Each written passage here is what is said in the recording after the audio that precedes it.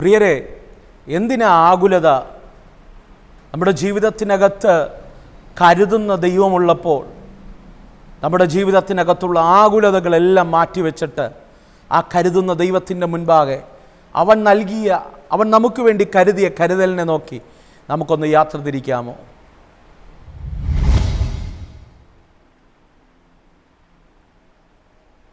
Praise the Lord. ജീവിതത്തിൻ്റെ മുൻപിൽ നമ്മുടെ മുൻപിൽ വെളിപ്പെട്ട പ്രതിസന്ധികളെ നോക്കി ആകുലതയോടെ, ചിന്താകുലതയോടെ ഇരിക്കുന്ന വ്യക്തിയാണോ നിങ്ങൾ? ഈ പകൽക്കാലം ആത്മാവ് വ്യക്തമായി നിങ്ങളോട് കൈമാറുന്നു. കരുതുന്നൊരു ദൈവമുണ്ട്. ആകുലത വേണ്ട, നിനക്ക് വേണ്ടി ചിലത് എൻ്റെ ദൈവം ഈ പകൽക്കാലം കരുതാൻ ശക്തനാണ്. ജേണി വിത്ത് ഹോളി സ്പിരിറ്റ് എന്ന ദൈവിക സന്ദേശവുമായി ഈ പകൽക്കാലം നിങ്ങളുടെ മുൻപിലായിരിക്കാൻ ദൈവത്തിനാൽ ഒരുക്കുന്ന വലിയ കൃപകൾക്കായി ഞാൻ എൻ്റെ ദൈവത്തെ സ്തുതിക്കുന്നു, സ്തോത്രം ചെയ്യുന്നു. നല്ലൊരു പ്രഭാതം ഞാൻ നിങ്ങൾക്ക് ആശംസിക്കുകയാണ്. ദൈവാത്മാവ് എൻ്റെ ഹൃദയത്തിൽ തന്നൊരു ചെറിയ ചിന്ത വേഗത്തിൽ നിങ്ങളോട് കൈമാറി നിങ്ങൾക്ക് വേണ്ടി പ്രാർത്ഥിക്കാൻ ഞാൻ ആഗ്രഹിക്കുകയാണ്. പ്രിയരെ, 1 പത്രോസിൻ്റെ ലേഖനം 5-ാം അധ്യായം അതിൻ്റെ 7-ാമത്തെ വാക്യം ഇങ്ങനെ വായിക്കുന്നു: അവൻ നിങ്ങൾക്കായി കരുതുന്നതാകയാൽ നിങ്ങളുടെ സകല ചിന്താകുലവും അവൻ്റെ മേൽ ഇട്ടുകൊള്ളുവിൻ. അതേ പ്രിയരെ, നമുക്ക് വേണ്ടി കരുതുന്നൊരു ദൈവമുണ്ട്. നമുക്ക് വേണ്ടി കരുതുന്നൊരു സ്വർഗമുണ്ട്. എന്തിനാണ് ആകുലത? എന്തിനാണ് നമ്മുടെ ജീവിതത്തിനകത്ത് വന്നുപോയ ഏതൊക്കെ വീഴ്ചകളെ ഓർത്ത്, ഏതൊക്കെ ശൂന്യതകളെ ഓർത്ത് ആകുലപ്പെടുന്നത്? എന്തിനാണ്? നമുക്ക് വേണ്ടി കരുതുന്നൊരു സ്വർഗമില്ലേ? ഞാൻ ആഴമായി ദൈവാത്മാവിൻ്റെ ഹൃദയത്തിൽ തന്നൊരു ചിന്ത ഞാൻ നിങ്ങളോട് കൈമാറാൻ ആഗ്രഹിക്കുകയാണ്. പ്രിയരെ, വേദപുസ്തകത്തിനകത്ത് ഏറ്റവും ശക്തനായ ഒരു വ്യക്തിയാണ് ദാവീദ് എന്ന് പറയുന്നത്. ശക്തൻ എന്നുകൊണ്ട് ഉദ്ദേശിച്ചത് ദൈവത്തിൻ്റെ ഹൃദയപ്രകാരമുള്ള മനുഷ്യനെന്നാണ് ദാവീദിനെ പറ്റി ദൈവം തന്നെ സാക്ഷ്യപ്പെടുത്തിയത്. എന്ന് പറഞ്ഞു കഴിഞ്ഞാൽ അവൻ്റെ ജീവിതം ഒരു വിജയമായിരുന്നു. അവൻ്റെ ജീവിതത്തിനകത്ത് വീഴ്ചകൾ, വേദനകൾ ഇല്ലായിരുന്നു എന്ന് ഞാൻ പറയുന്നില്ല. പക്ഷേ ആ ഭക്തൻ്റെ ജീവിതത്തെ സംബന്ധിച്ചിടത്തോളം അവൻ്റെ ആദ്യത്തേക്കാൾ അവസാനം നല്ലതായിരുന്നു. വചനം പറയുന്നു, ദാവീദിൻ്റെ രാജ്യത്വം ദൈവം സ്ഥിരമാക്കി. അവൻ ദാവീദിന് വേണ്ടി ഒരു പട്ടണത്തെ അവൻ്റെ കരത്താൽ പണിയത്തക്ക നിലവാരത്തിൽ ദൈവത്തിൻ്റെ പ്രവൃത്തിയൊക്കെ ദാവീദിൻ്റെ ജീവിതത്തിനകത്ത് വെളിപ്പെട്ടു. പ്രിയരെ, ഇത്രയും വലിയ അനുഗ്രഹവും ഇത്രയും വലിയ ഉയർച്ചകളുമൊക്കെയും ദാവീദിൻ്റെ ജീവിതത്തിനകത്ത് വെളിപ്പെടാനുള്ള കാരണമെന്ന് പറയുന്നത്, ദാവീദ് എഴുതിയ പല സങ്കീർത്തനങ്ങളും നാം പഠിച്ചു കഴിഞ്ഞാൽ അതിനകത്ത് പറയുന്ന വ്യക്തമായ കാര്യങ്ങളുണ്ട്. അവൻ്റെ ആകുലതകൾ, അവൻ്റെ ചിന്തകൾ, അവൻ്റെ ഭാരങ്ങൾ അവൻ എപ്പോഴും ദൈവത്തിൽ ഭരമേൽപ്പിക്കുകയായിരുന്നു. നമുക്കൊക്കെ ചിന്തിക്കാൻ കഴിയാത്ത രീതിയിലുള്ള ഭാരങ്ങൾ ദാവീദിൻ്റെ ജീവിതത്തിൽ വന്നിട്ടുണ്ട്. പക്ഷേ അവിടെയൊക്കെയും ദാവീദ് പറയുന്നൊരു ഭാരമുണ്ട്: നിന്റെ ഭാരം യഹോവയുടെ മേൽ വച്ചുകൊള്ളുക, അവനത് പുലർത്തും, അവനത് നോക്കിക്കൊള്ളും എന്നൊക്കെ അവൻ പറയുന്നുണ്ട്. തൻ്റെ സങ്കീർത്തനങ്ങളിൽ താൻ ഉദ്ധരിക്കുന്ന പദങ്ങളാണിതൊക്കെ. എന്ന് പറഞ്ഞാൽ ഒരു ക്രിസ്തു ഭക്തനെ സംബന്ധിച്ചിടത്തോളം അവൻ്റെ ധൈര്യമെന്ന് പറയുന്നത് പ്രതിസന്ധി വരില്ലെന്നല്ല, കഷ്ടത വരില്ലെന്നല്ല, ഒറ്റപ്പെടൽ സംഭവിക്കത്തില്ലെന്നല്ല, വേദന ജീവിതത്തിനകത്തുണ്ടാകില്ലെന്നല്ല. പക്ഷെ എത്ര വലിയ വേദന വന്നാലും, എത്ര വലിയ ഭാരം വന്നാലും, എത്ര വലിയ കഷ്ടത വന്നാലും, എത്ര വലിയ നിന്ദയും അപമാനവും ഒറ്റപ്പെടലും വന്നാലും ഒരു ക്രിസ്തു ഭക്തനെ സംബന്ധിച്ചിടത്തോളം അവൻ്റെ ധൈര്യം, അവന് വേണ്ടി അവൻ്റെ ഭാരത്തെ ചുമപ്പാൻ, അവന് വേണ്ടി കരുതാൻ, അവന് വേണ്ടി വഴികളും വാതിലുകളും ഒരുക്കിത്തരാൻ, അവൻ്റെ ഭാരത്തെ ചുമക്കാൻ അവനൊരു ദൈവമുണ്ട് എന്നതാണ്. ദാവീദിനെ സംബന്ധിച്ചിടത്തോളം അവൻ്റെ ഭാരത്തെപ്പറ്റി ഒന്ന് പറയാൻ പോലും അവൻ്റെ മാതാപിതാക്കൾ പോലും അവൻ്റെ അടുക്കലില്ല. ഒരുപക്ഷെ നിന്റെ വേദന തുറന്നു പറയാൻ ഒന്നല്ലെങ്കിൽ മറ്റൊരു വ്യക്തി ഈ പ്രഭാതത്തിൽ നിനക്ക് കാണും. നിന്റെ വേദന ഒന്ന് തുറന്നു പറയാൻ ഒരപ്പനോ ഒരമ്മയോ അല്ലെങ്കിൽ ഒരു സഹോദരനോ ഒരു സഹോദരിയോ ഒരു കൂട്ടുകാരോ എങ്കിൽ പലരും നമുക്ക് ആശ്രയിക്കാൻ പറ്റുന്ന പലരും നമ്മുടെ ജീവിതത്തിനകത്തുണ്ട്. പക്ഷേ ദാവീദ് പറയുന്നൊരു പദം ശ്രദ്ധിക്കണമേ, എൻ്റെ അപ്പനും അമ്മയും എന്നെ ഉപേക്ഷിച്ചു എങ്കിലും യഹോവ എന്നെ ചേർത്തുകൊണ്ടു. അർത്ഥമെന്ന് പറഞ്ഞു കഴിഞ്ഞാൽ അവൻ്റെ ഈ ലോകത്തിലെ അപ്പനും അമ്മയും പോലും ഉപേക്ഷിക്കപ്പെട്ടവൻ, ഈ ലോകത്ത് കരുതേണ്ടവർ കരുതാതിരുന്നവർ, അവൻ്റെ ഭാരത്തെ വഹിക്കേണ്ടവർ അവൻ്റെ ഭാരത്തെ വഹിപ്പാൻ ഇല്ലാതിരുന്ന സമയത്ത് ഭക്തൻ പറയുകയാണ്, എൻ്റെ ഭാരം ഞാൻ യഹോവയുടെ മേൽ വയ്ക്കുകയാണ്. ഈ പ്രഭാതത്തിൽ ഞാൻ നിങ്ങളോട് പറയാം, നിന്റെ ഭാരത്തെ ഒന്ന് ഇറക്കി വയ്ക്കാൻ, നിനക്ക് വേണ്ടി ഒന്ന് സപ്പോർട്ട് ചെയ്യാൻ, നിന്റെ ഹൃദയമൊന്ന് തുറന്ന് സംസാരിക്കാൻ, നിന്റെ വേദനയൊന്ന് കേൾക്കാൻ, നിന്റെ ഹൃദയത്തിൻ്റെ സങ്കടം എന്താണെന്നൊന്ന് അറിയാൻ, അടുത്തിരുന്നൊന്ന് സംസാരിക്കാൻ, തോളിൽ തട്ടി ഒന്ന് ചേർത്ത് പിടിച്ച് നിന്റെ വേദന കേൾക്കാൻ ഒരപ്പനോ അമ്മയോ ഒരു സഹോദരങ്ങളോ ഒരു കൂട്ടുകാരോ നിനക്കില്ലാതെ ഹൃദയത്തെ വിങ്ങിപ്പൊട്ടി ഈ ശബ്ദം കേൾക്കുന്നുണ്ടെങ്കിൽ ആത്മാവിൽ ഞാനൊരു ദൂത് കൈമാറാം. നിന്റെ ഭാരത്തെ കൊടുക്കാൻ പറ്റിയ ഒരു നല്ല ഇടമുണ്ട്, അത് കർത്താവിൻ്റെ സന്നിധിയാണ്. ഏകാന്തതയ്ക്കകത്ത് നാം ഇരുന്ന് കരയുമ്പോൾ, നാം വേദനിക്കുമ്പോൾ, നമ്മുടെ ഹൃദയമൊന്ന് നുറുങ്ങുമ്പോൾ നമ്മുടെ അടുക്കൽ ഇറങ്ങി വരുന്നൊരു ദൈവത്തെ എനിക്കറിയാം. പ്രിയരെ, ചലിക്കാൻ കഴിയാതെ ബെഡ് റെസ്റ്റ് ആയിപ്പോയ,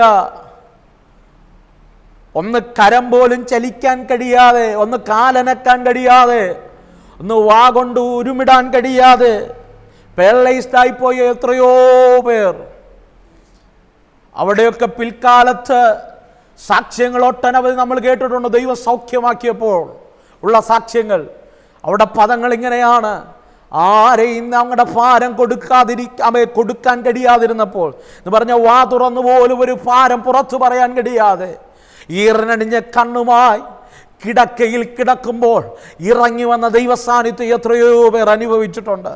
ഞാൻ സ്നേഹത്തോടെ പറയട്ടെ പ്രിയരെ, ദാവീദിൻ്റെ അപ്പനും അമ്മയും ഉപേക്ഷിച്ചപ്പോഴും അവൻ്റെ ഭാരത്തെ ചുമക്കാൻ അവനൊരു ദൈവമുണ്ടായിരുന്നു. ഈ പകൽക്കാലം ആരെല്ലാം നിന്നെ ഉപേക്ഷിച്ചാലും, ആരെല്ലാം നിന്നെ ഒറ്റപ്പെടുത്തിയാലും, ആരെല്ലാം നിന്നെ മാറ്റി നിർത്തിയാലും, ആരെല്ലാം നിന്നെ അകറ്റി നിർത്തിയാലും നിന്നെ ചേർത്ത് പിടിക്കാൻ നിനക്ക് നല്ലൊരു ദൈവമുണ്ട്. അതുകൊണ്ടാണ് പത്രോസ് പറയുന്നത്, നിന്റെ ഭാരം യഹോവയുടെ മേൽ വച്ചുകൊള്ളുക, അവൻ നിനക്ക് വേണ്ടി കരുതുന്നതാകയാൽ നിന്റെ സകല ചിന്താകുലങ്ങളും അവൻ്റെ മേൽ ഇട്ടുകൊടുക. സ്നേഹത്തോടെ ഞാൻ പറയാം, ഒത്തിരി ഒന്നും ചിന്തിച്ചത് കൊണ്ടൊന്നും നമ്മുടെ ചിന്തകളൊന്നും ജീവിതത്തിൻ്റെ മുൻപിൽ യാഥാർത്ഥ്യമാകണമെന്നില്ല. ഒത്തിരി ചിന്തിക്കാതിരിക്കുന്നതാണ് നല്ലത്. ചിന്തിച്ച് ചിന്തിച്ച് കാട് കയറി എത്രയോ പേർ ഡിപ്രഷനിലേക്ക് ആഴ്ന്നുപോയി. എത്രയോ പേർ ജീവിതത്തിൻ്റെ മുൻപിൽ ആത്മഹത്യ മാത്രമേ പോം വഴിയുള്ളൂ എന്ന് പറഞ്ഞിരിക്കുന്ന എത്രയോ പേരുണ്ട്. ഈ പകൽക്കാലം ഞാൻ ആത്മാവിലൊരു ദൂത് കൈമാറട്ടെ. നീ എന്തിനാ ഭാരപ്പെടുന്നേ? നീ എന്തിനാ ആകുലപ്പെടുന്നേ? നീ എന്തിനാ ഒത്തിരി ചിന്തിച്ചു കൂട്ടുന്നേ? നിന്റെ ജീവിതം തകർന്നു പോകുമോ? നിന്റെ ഭാവി തകർന്നു പോകുമോ? നീ ഒറ്റപ്പെട്ടു പോകുമോ? നിനക്ക് വേണ്ടി ആരും കരുതാനില്ലയോ എന്നൊക്കെ ചിന്തിച്ച് നീ എന്തിനാ ഒത്തിരി കാട് കയറുന്നേ? ഈ പകൽക്കാലം നിന്റെ ഭാരത്തെ ചുമപ്പാൻ ഒരു ദൈവമില്ലേ? നിന്നെ ചേർത്ത് പിടിക്കാൻ ഒരു അപ്പനില്ലേ? നിനക്ക് വേണ്ടി കരുതാൻ ഒരു സ്വർഗമില്ലേ? ഈ പകൽക്കാലം നീ ഒത്തിരി ചിന്തിക്കേണ്ട, കാരണം നിനക്ക് വേണ്ടിയുള്ളതെല്ലാം അവൻ കരുതിയിട്ടുണ്ട്. ദാവീദ് പറയുകയാണ്, എൻ്റെ അപ്പനും അമ്മയും എന്നെ ഉപേക്ഷിച്ചു, പക്ഷേ എങ്കിലും എൻ്റെ ദൈവം എന്നെ ചേർത്ത് കൊണ്ടു. ഈ പകൽക്കാലം ചേർത്ത് പിടിക്കുന്നൊരു നല്ലൊരപ്പനുണ്ട്. അവൻ നിന്നെ ചേർത്ത് പിടിച്ചാൽ അവൻ ചിലത് കരുതിയിട്ട അവൻ നിന്നെ ചേർത്ത് പിടിക്കുന്നത്. ദാവീദേ, ആരെല്ലാം നിന്നെ ഉപേക്ഷിച്ചാലും നിന്റെ ജീവിതത്തിനകത്ത് താങ്ങാൻ കഴിയാത്ത ഭാരങ്ങൾ, ആകുലതകൾ വെളിപ്പെട്ടു വന്നാലും വചനം വ്യക്തമായി പറയുന്നു, കാട്ടിൽ കിടന്ന ദാവീദിനെ കൊണ്ടുവന്ന് നാട്ടിൽ നിന്ന് രാജകീയ അഭിഷേകം നൽകി രാജകൊട്ടാരത്തിൽ കൊണ്ടുപോയൊരു മാനിച്ചൊരു ദൈവമുണ്ട്. ഈ പകൽക്കാലം നിന്റെ സകല ചിന്താകുലങ്ങളും എൻ്റെ ദൈവത്തിന്റെ സന്നിധിയിൽ ഇട്ടുകൊണ്ട ഈ പകൽക്കാലം ആത്മാവിലൊരു ദൂത് കൈമാറാ. അർഹതയില്ലാത്ത ഭാവികൾ, അർഹതയില്ലാത്ത ഉപജീവന മേഖലകൾ, അർഹതയില്ലാത്ത ജീവിതത്തിന്റെ മേഖലകൾ, അർഹതയില്ലാത്ത വാതിലുകൾ, അർഹതയില്ലാത്ത ഉയർച്ചകൾ, നിന്റെ തകർച്ച കാണാ കാത്തു നിന്നവരുടെ മുൻപിൽ ദൈവത്തിന്റെ ശ്രേഷ്ഠമായ കരുതലുകൾ ഈ പകൽക്കാലം നിന്റെ ജീവിതത്തിനകത്ത് വെളിപ്പെടും. വിശ്വസിക്ക്, ആർക്കും വേണ്ടാതെ കാട്ടിൽ കിടന്ന ഒരുവൻ രാജകൊട്ടാരത്തിനകത്തിരുത്തി മാനിച്ചെങ്കിൽ, അവൻ്റെ രാജ്യത്വം ദൈവം സ്ഥിരമാക്കിയെങ്കിൽ, ഈ പകൽക്കാലം നിൻ്റെ സകല ചിന്താകുലങ്ങളും, നിൻ്റെ സകല വേദനകളും, നിൻ്റെ സകല ഞെരുക്കങ്ങളും ദൈവത്തിൻ്റെ മുമ്പാകെ അർപ്പിക്കുക. ദൈവത്തിൻ്റെ സന്നിധി വയ്ക്കുക. അവൻ നിന്നെ ചേർത്ത് പിടിക്കും. ആരും നിനക്ക് വേണ്ടി കരുതിയില്ലെങ്കിലും എൻ്റെ ദൈവം നിനക്ക് വേണ്ടി കരുതും. ഈ പകൽക്കാലം എന്നോട് കൂടെ ചേർന്നൊന്ന് പ്രാർത്ഥിക്കാമോ? ഞാൻ നിങ്ങൾക്ക് വേണ്ടി പ്രാർത്ഥിക്കാൻ പോവുക. ഈ നിമിഷം പ്രാർത്ഥിക്കാൻ കഴിയുമെങ്കിൽ എന്നോട് കൂടെ ചേർന്നൊന്ന് പ്രാർത്ഥിക്കുക. ദൈവദാസനെ എനിക്ക് വേണ്ടി ഒന്ന് പ്രാർത്ഥിക്കണമെന്ന് ആഗ്രഹിക്കുന്നവർ ഈ പ്രഭാതത്തിൽ എന്നോട് കൂടെ ചേർന്ന് പ്രാർത്ഥിച്ചാട്ടെ. സ്വർഗമേ, എൻ്റെ വചനം ഞങ്ങളെ അങ്ങനെ പഠിപ്പിക്കുന്നപ്പാ. എൻ്റെ കർത്താവ് ഞങ്ങൾക്ക് വേണ്ടി കരുതിയിട്ടുള്ളത് കൊണ്ട് ഞങ്ങളുടെ സകല ചിന്താകുലങ്ങളും അങ്ങയുടെ മേൽ വച്ചുകൊള്ളുക. എൻ്റെ വചനം ഞങ്ങളെ പഠിപ്പിക്കുന്നു. ഈ നിമിഷം ഈ അവിടെ ഹൃദയത്തിനകത്ത് താങ്ങാൻ കഴിയാത്ത ഭാരവുമായി ഈ നിമിഷം എന്നോടുകൂടെ ചേർന്ന് പ്രാർത്ഥിക്കുന്നവരുണ്ട്. ഒത്തിരി റെസ്പോൺസിബിലിറ്റികൾ അവിടെ തലമേൽ വന്ന് നീ എങ്ങനെ മുന്നോട്ട് പോകുമെന്ന് ചിന്തിച്ച് നിൽക്കുന്ന ആരൊക്കെയുണ്ട്. ഈ നിമിഷം അവിടെ സകല ഭാരത്തെയും അങ്ങയുടെ കരങ്ങളിൽ ഞങ്ങൾ ഏൽപ്പിക്കുകയാണ്. ഈ നിമിഷം ദൈവത്തിൻ്റെ കരുതലുകൾ വെളിപ്പെടട്ടെ. ദൈവത്തിൻ്റെ ശ്രേഷ്ഠമായ ദൈവിക പദ്ധതികൾ വെളിപ്പെടട്ടെ. ഷാറായി ഘോറമനതരഘടക. ഈ നിമിഷം ഈ ജനം അങ്ങനെ പ്രാർത്ഥിക്കുമ്പോൾ ദൈവത്തിൻ്റെ കരുതലുകൾ വെളിപ്പെടട്ടെ. ലോകരാജ്യങ്ങളുടെ മേൽ, പട്ടണങ്ങളുടെ മേൽ, ദേശങ്ങളുടെ മേൽ ഇപ്പോൾ വെളിപ്പെടട്ടെ. ഈ ജനത്തിൻ്റെ മേൽ ദൈവത്തിൻ്റെ കരുതൽ വെളിപ്പെടട്ടെ. ഈ പ്രഭാതത്തിൽ അതങ്ങനെ വെളിപ്പെടട്ടെ. അനേക സാക്ഷ്യങ്ങൾ ഞങ്ങളെ വിളിച്ചറിയിക്കത്തക്ക നിലപാട് ഒരു ദൈവപ്രവൃത്തി വെളിപ്പെടട്ടെ. ഞാൻ ഈ നിമിഷം ഈ ജനത്തെ അങ്ങനെ ബ്ലസ് ചെയ്യുകയാണ്. അവിടെ കണ്ണിൻ്റെ മുൻപിൽ ദൈവപ്രവൃത്തി വെളിപ്പെടട്ടെ. സ്വർഗം അങ്ങനെ ചെയ്യും. ഞാൻ ബ്ലസ് ചെയ്യുന്നു യേശുവിൻ നാമത്തിൽ തന്നെ, ആമേൻ. അതേ പ്രിയരെ, വിശ്വസിക്കുക, ദൈവം നമുക്ക് വേണ്ടി കരുതിയത് കൊണ്ട് ഈ പകൽക്കാലം നമ്മുടെ സകല ചിന്താകുലങ്ങളും ദൈവത്തിൻ്റെ സന്നിധിയിലിടാമോ? ദൈവത്തോട് പറയാമോ, കർത്താവേ, നീ ഒരുക്കിയത് ചിലത് ഈ പകൽക്കാലം ഞങ്ങൾ കാണാൻ പോകുന്നു എന്ന് വിശ്വാസത്തോടെ ദൈവസന്നിധി പറയുക. ദൈവം ചിലത് വേണ്ടി നിനക്ക് വേണ്ടി ഒരുക്കും. ഈ പകൽക്കാലം വിശ്വസിക്കുക, അത് നിൻ്റെ ജീവിതത്തിനകത്ത് വെളിപ്പെടും. അതേ പ്രിയരെ, നിങ്ങൾക്ക് പ്രാർത്ഥന ആവശ്യമുണ്ടെങ്കിൽ സ്ക്രീനിൽ കാണുന്ന നമ്പറിൽ നിങ്ങൾക്ക് ഞങ്ങളെ കോൺടാക്റ്റ് ചെയ്യുന്നതാണ്. നിങ്ങൾക്ക് വേണ്ടി ഞങ്ങൾ പ്രാർത്ഥിക്കാൻ റെഡിയാണ്. നിങ്ങളുടെ മേൽ ദൈവത്തിൻ്റെ കരം ചലിക്കും. കൃത്യമായി ദൈവാത്മാവ് നിങ്ങളോട് ഇടപെടും. എല്ലാ പ്രഭാതത്തിലും ഞാൻ നിങ്ങളോട് സംസാരിക്കാൻ ആഗ്രഹിക്കുകയാണ്. നിങ്ങൾക്ക് ഈ സന്ദേശം എല്ലാ പ്രഭാതത്തിലും കേൾക്കണമെങ്കിൽ ഞങ്ങളുടെ ചാനലുകൾ സബ്സ്ക്രൈബ് ചെയ്യുക. നിങ്ങളോട് കൃത്യമായി ദൈവാത്മാവ് ഇടപെടും.